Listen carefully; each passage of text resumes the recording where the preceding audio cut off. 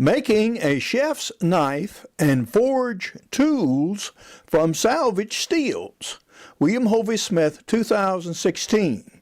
I'm the author of Backyard Deer Hunting and also the owner of a new company, Hovey's Knives of China, where we use ancient Chinese designs and make modern cooking knives from them.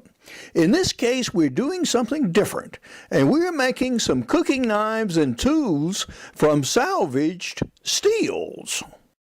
This is Hovey Smith, the Backyard Sportsman. Today, we're going to make some edge tools from salvaged material. What this is a section of an old style, something used to cut grain. The original blade is about this long.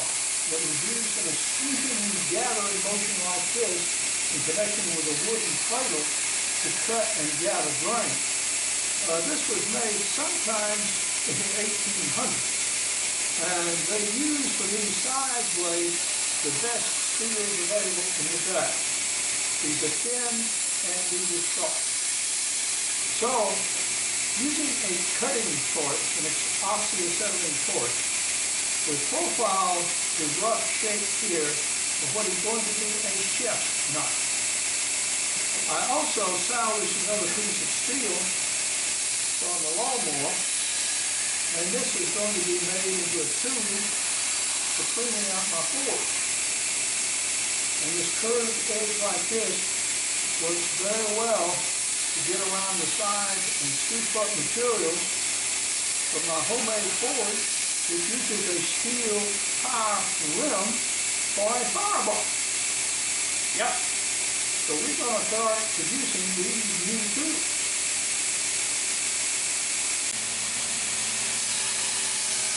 This little 6-inch grinder is something I wisely postponed buying for decades. And I just about got all the goody out of this wheel. I do in fact have a replacement. But I'm going to do this rough and dirty work using the small wheel and get the last little bit of use out of it that I can.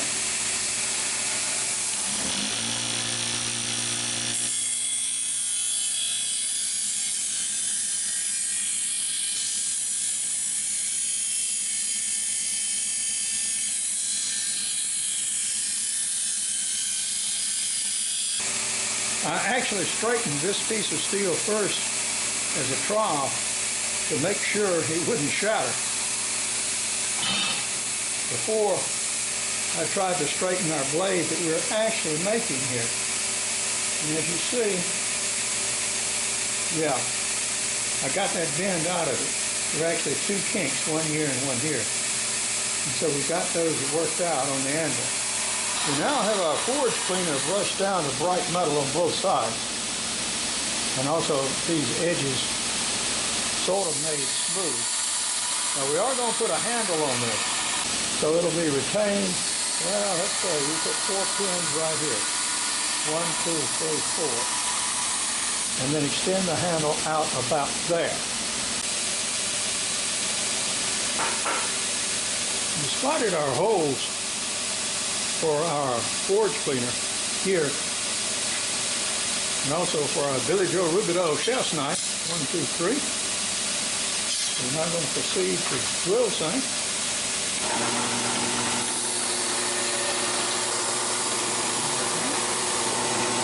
And we're going to do the other 3 likewise, except we're going to put cutting oil on it. Now you see we finished up with our knife. You can see the 3 holes we drilled here. And we've also finished up on our forge tool. The next thing we're going to do with our grill cleaning tool is to first wipe it down with alcohol, get any grease off it, and now we're going to give it a coating with black paint. This is a spray enamel paint. Now this tool, even though it's going to be used in a forge, is only used when the forge is dry and cool to just clean out the ash. So this doesn't really have to stand a lot of heat. So we're going to give it a coating and just let it dry.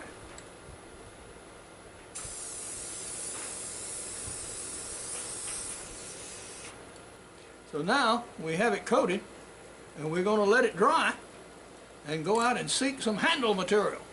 What I've chosen for handle material is tea olive. Now this I've had in storage for a goodly number of years. As you can see, it contains a fork, and it's also aged. Now tea olive takes on interesting spalting, and I don't know if this is heavily spalted or not, but we'll find out when we break into it.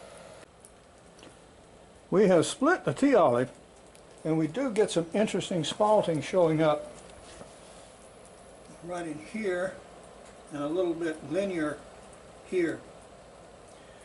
Now we have a piece that we can put on the bandsaw and actually cut into slabs that we can use for knife scales. And now we can fire up the bandsaw and to proceed to cut some scales.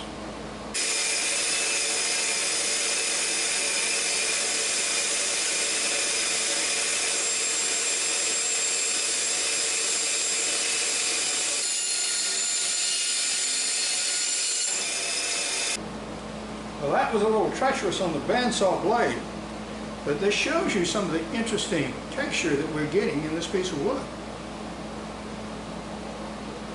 Now that I have a block, I'm going to try to make these two lines parallel so I can square things up, and that will aid the rest of the cutting and grinding.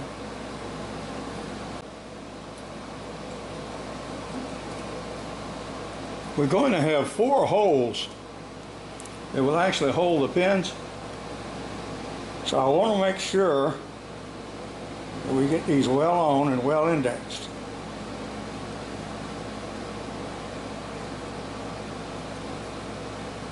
And this is also in the more solid part of the wood. This is commonly known as a knife making machine. In actuality, it's a belt sander.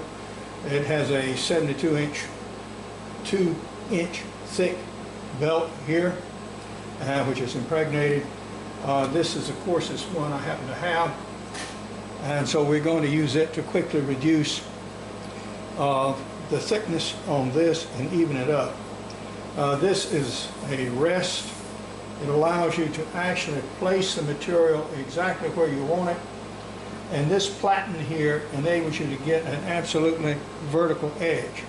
So all of this I want to do.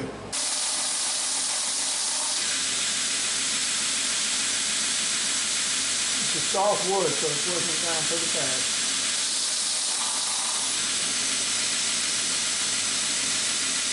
Okay, now that is a surface I can work with. What we're going to do is freehand drill the first 2 holes. When we drill the first one, we'll put a pin in it to hold it. Then we'll drill the second one and put a pin in that one, and so on until we get all 4 holes drilled.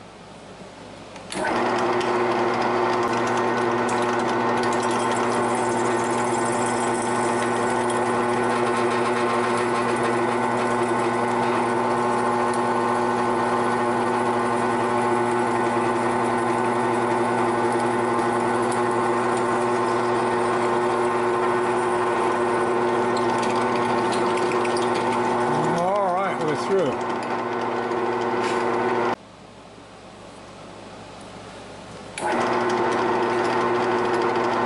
Now that we have that one indexed with a nail, we'll go ahead and put this one in.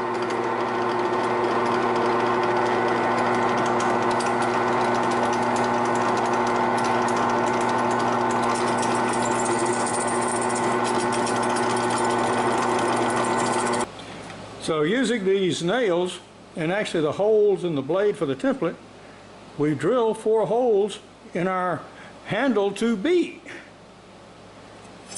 Now that I have a block of wood for the handle, I'm going to use the bandsaw and cut a slot right down to the middle back to here. Then I will actually fit the blade, pin it and glue it in, and then finish the shape of the grip. We're back at our little bench grinder again, and we're now ready to start actually shaping the grip on our forge tool. Now, whilst we were doing with wood, we also cut the scales for our chef's knife. Now, these are the sides that will actually fit onto the grip itself. So they will go like this.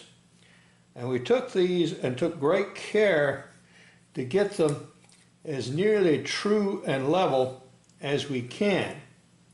So these were ground flat. Now our tang is not altogether flat, so there will be some gaps which we will fill in with shoe goo when we do the work. Our little grinding wheel has still got some work left in it, so we're going to use it.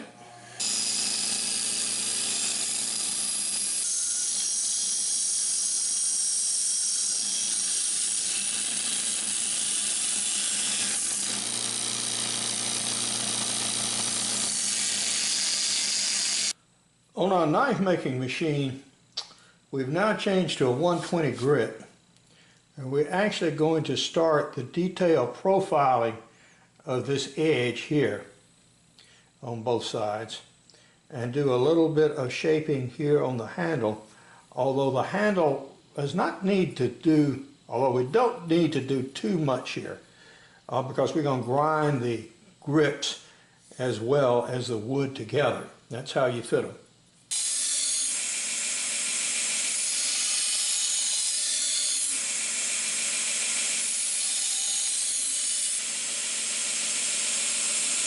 Okay.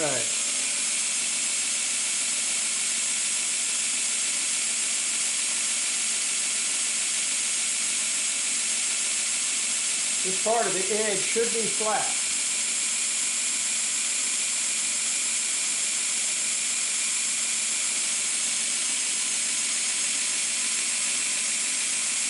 I think this is a little bit fat here.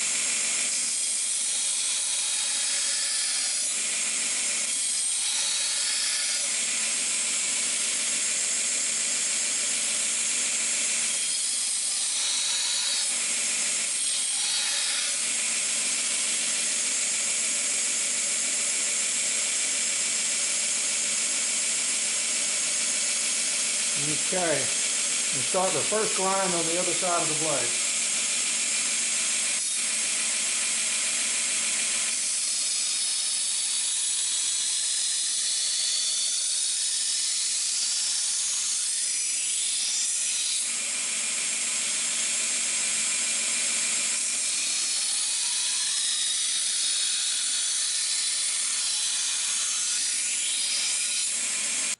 We have now put an edge on our blade. Now this steel was fairly well tempered in its day. And will it cut yet? Well, let's see.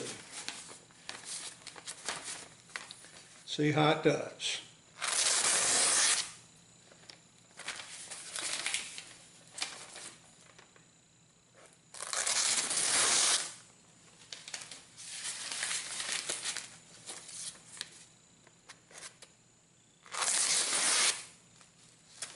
I'm feeling a little drag in the blade.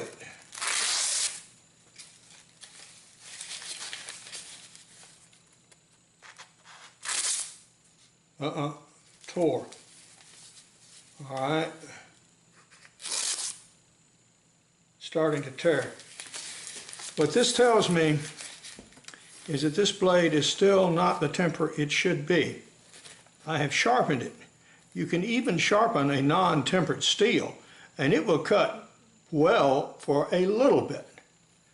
But we have lost the temper on the edge with all the work we've done to it. So we're going to need to retemper this blade. And after that, then we'll put an edge on it and it will hold its edge. We now have our pins in, and I've started the initial grounding of the grip here on the belt sander.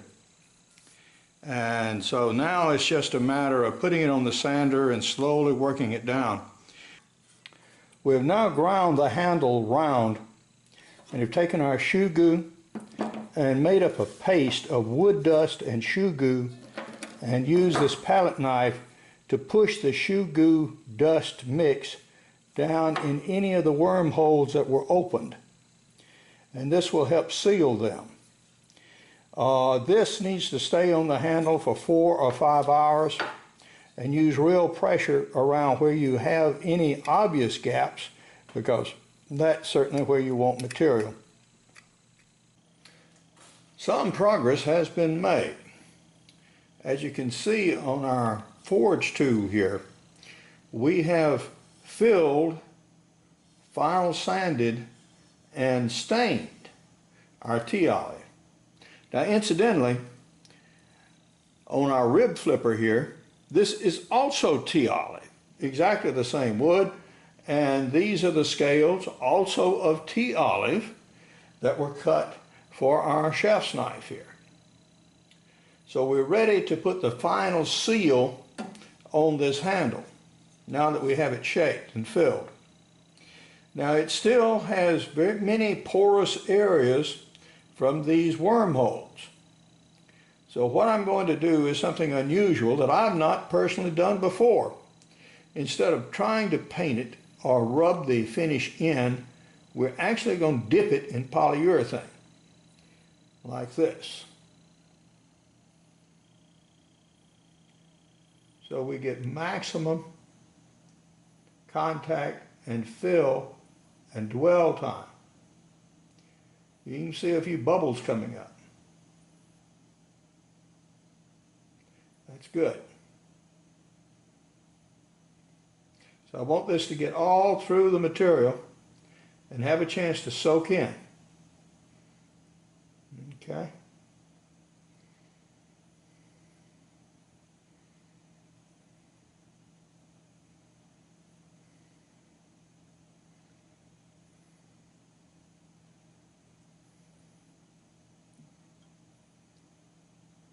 Going to blot it there on the bottom, allow any drip to come down, and then we will hang this up and let it proceed to dry. I'm now ready to illustrate the use of our forge tool. And here we have it now, completed, with this tea olive grip nicely finished. So what we use a forge tool for is to clean out the forge. That is, to remove the ashes, any unburned charcoal. Now this ash material has value because I use it when actually we're annealing steels. So you can see how the shape of the tube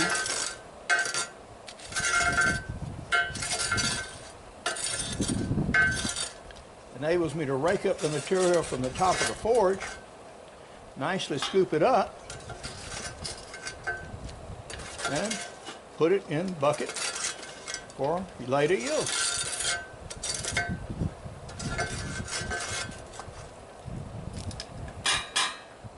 Voila! No reason to let all this good charcoal go to waste. Right. So we're going to cook some sausage on the grill.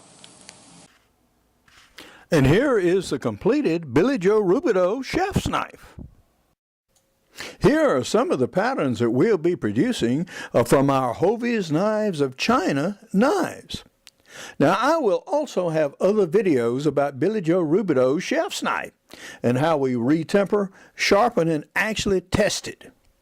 And we will also make other knives in the Billy Joe patterns using salvaged materials.